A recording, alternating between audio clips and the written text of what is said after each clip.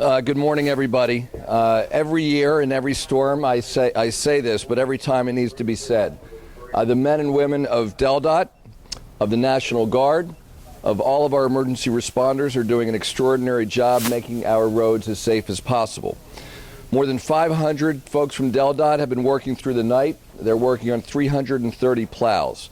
But they've also been working since the middle of the week when they started to pre-treat the roads with brine, to work on equipment and to fill up stockpiles of everything from road salt to diesel fuel to wiper blades. We also have 246 members of the National Guard who are at work as well. After reporting to work at 7 a.m. Friday and working nonstop since then and through the night, hundreds of DelDOT employees are out there now working and plowing roads and fixing equipment and the like.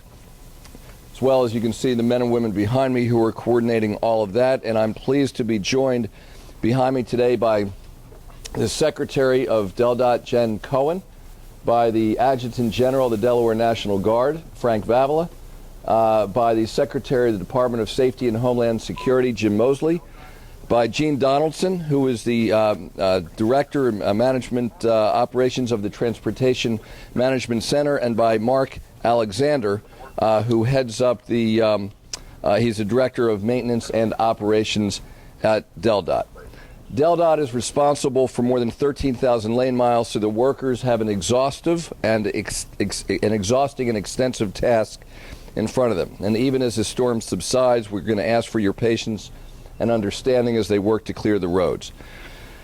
We're incredibly grateful to all of our law enforcement officers as well, our EMS and fire company personnel, and of course doctors and nurses and all hospital staff who will be called upon to do vital work in the midst of these extreme conditions. And I thank all of the volunteers who are at our Code Purple shelters.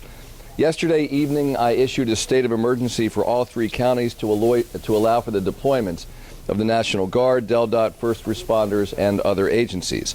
And this ensures that they can take actions necessary to open or close roadways and protect public safety and property during the storm. We also initiated a level 1 driving warning beginning at midnight as a warning that all Delawareans should stay off the roads unless there's a significant safety, health, or business reason to do so. Now, overnight, conditions deteriorated significantly on many major roads and especially on secondary roads in many parts of Newcastle and Kent counties. DelDOT crews in Newcastle and Kent counties are continuing to focus on the primary roads this morning because those routes are not yet passable and there's still snow that is falling. And I want to say that it could be on the primary roads really for the rest of the day. The crews could be plowing the primary roads for the rest of the day as additional snow falls and as the winds blow.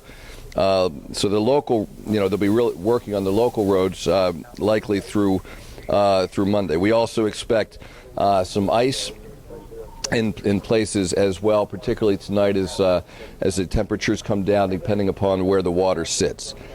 Given all these challenging and at times dangerous conditions, I've issued a level 2 driving restriction beginning at 8 a.m. this morning. Only people who have received a waiver or who have been designated as essential personnel are permitted to drive. And here's the definition of essential personnel: operators of public and private snow removal equipment, as well as people providing public utility services, healthcare services, and food and fuel deliveries. Now, we take seriously the decision to put in place this restriction, and I ask all Delawareans to treat it very seriously. It's something that we rarely do. But in this case, the forecast of major snowfall and high wind gusts in many places is coming to fruition. We have 10 inches or more already, in some areas as much as 6 to 9 inches or more on the roadways. And of course, more on some of the secondary roadways could be a foot or more. Given what we expect in the coming hours, we must clear the roads to the greatest extent possible, both to keep people safe and to allow our DelDOT and emergency responder personnel to operate most effectively. This restriction is also an important designation for employers and employees throughout the state to know the importance of all non-essential personnel staying off the roads. We, of course, continue to monitor the forecast continuously, and we remain in frequent contact with emergency management and transportation officials. We're working together very, very well. I want to thank A.J. Shaw, who is also, I think, behind me, who is the head of our Delaware Emergency Management Agency. As a reminder, all public school activities for the weekend are canceled. Our DART bus services are suspended for today. There is no SEPTA service operating in Delaware, and Amtrak is running a modified schedule. And I want to ask everyone to please use extreme caution during this major storm. Please check on your loved ones and neighbors, especially the elderly and people with disabilities, to ensure that they're prepared for the storm and its potential impact. Some other notes for remaining safe: stay hydrated, dress in layers, take breaks as needed to avoid injury, exhaustion, frostbite, or hypothermia. Many have already had power outages, so have flashlights and batteries nearby this evening. Have your cell phones fully charged. If you lose power, do not call 911 to report it. Call your local power company. Do not use candles. Keep major appliances closed. If you have a generator, backup power, make sure it exhausts to the outside to reduce the buildup of carbon monoxide inside the home. We're obviously being regularly updated by the National Weather Service on the forecast and its impact on the state, and we'll use this information coupled with updates from state agencies and municipalities to keep residents informed via the social media and with the support of local and regional media outlets. Let me just give you a little bit of a sense of the accumulation so far. In Port Penn, as an example, 12 inches, Claymont 6, most of Newcastle County 8+ inches so far. Kent County 10 inches in Woodside, Sussex County 7 inches in Laurel, 2 to 3 inches in Lewis. Route 1 is flooded. Route 1 has been closed between Dewey and Bethany Beach because of flooding, and we do have sand building up on both sides of the Indian River Bridge. Property damage so far: 91 incidents, seven accidents with personal injury. We have 158 disabled vehicles so far. Please keep off the road, because when the emergency responders have to deal with a disabled vehicle, it makes it much more difficult for the folks from DelDOT to actually clear the road. So that is a summary so far. Level 2 driving restriction in place. That means only people who have already received a waiver or those who have been deemed essential. That's folks who are operating snowplow equipment, people in healthcare, people delivering food or fuel. And with that, I would be happy to take any questions. How are you feeling about the overall compliance by people in the state in terms of doing what they were asked to do last night and staying off the roads? I think so far people are doing pretty well. We have had a number of disabled vehicles on the roads. That is a problem. I mean, I can tell you, it is no fun to be in one of those disabled vehicles when it's this cold, when it's this snowy, when it's this windy. It makes it more difficult for our snowplow operators to clear the roads, so we're really encouraging people to stay off. Once again, I just want to make sure everybody understands the level 2 driving restriction is for people whose companies have gotten a waiver, or for people who are operating private or public snow removal equipment, people providing public utility services, healthcare services, and food and fuel deliveries.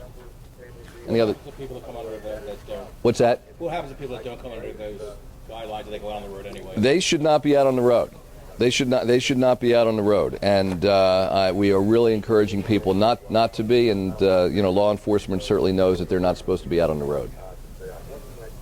Anybody else?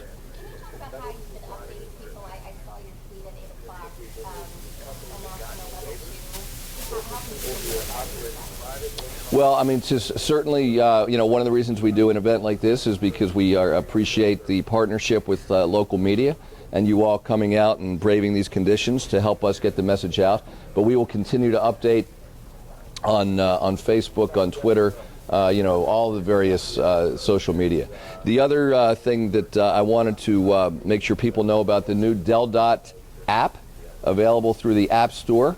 You can actually put a layer on so you can, within that, so you can follow where the snow plows are. if you have insomnia, as I did last night, it's something I was doing in the middle of the night. And but it's a great tool to see where all these wonderful people from DelDOT are operating. You also mentioned that some of the smaller roads probably won't be plowed, or they will be plowed through Monday. For people who might feel like they've been neglected, do you want to say a few words to them? Just be patient, I guess. Well, yeah, I mean, absolutely. So the bottom line is that and you can see this from the DelDOT app, the DelDOT personnel are out plowing a lot of the major roads, but they're going to have to keep coming back to the major roads with as a result of the additional snow and as a result of the additional wind blowing the snow back. And so they're going to get to these local roads as quickly as possible, but people are going to have to be patient. This is a huge storm, and I would ask Mark Alexander if he would like to add anything to that. If you do, come on, stand up here with me, Mark. The only thing I'd add is at the end of the storm, we've been in contact with contractors for the last couple of days. So when the snow stops, we'll be bringing in contractors with loaders. Some have big tractors with big plows on the front of them, and we'll be bringing them in, and they'll be supplementing our crews and helping us get the local roads opened up as quick as possible. So that's the only thing I'd add to that. Thank you. And any specific tales of emergency situations that we've seen? I know you said 158 disabled vehicles, but anything in particular that stands out that you want to address? Does anybody want to address any specific disabled? I don't think there's anything. What's that? No, so nothing particularly notable. But I mean, I will tell you, I have been out in these storms before, where I've been with somebody from the state police, and we have pulled over to try to help somebody in a disabled vehicle. You don't want to get yourself in that situation. I mean, that's really the bottom line. I mean, it's just, and coming down this morning, past quite a few disabled vehicles, not a place anybody wants to be. Could easily happen with the winds, particularly as things get icier. And again, it just makes it really, really difficult for the plows to operate if there are disabled vehicles in the roadway. And do you predict a level 2 for tomorrow morning? We don't know yet. We're going to be following that, and it's something that we will be announcing as soon as we make any additional decisions. And certainly we expect it to be in place for a bit here. We only go to a level 2, very, very cautiously. We realize there's a significant impact on businesses and on people doing what they want to do when we put this kind of ban in place. But there are times when we think for the purposes of safety and that we have to do it. This is one of those cases. And so we will continue to follow the forecast, continue to follow road conditions, and when we have an update, we'll certainly let people know. Okay, well, thank you all very much. Thank you.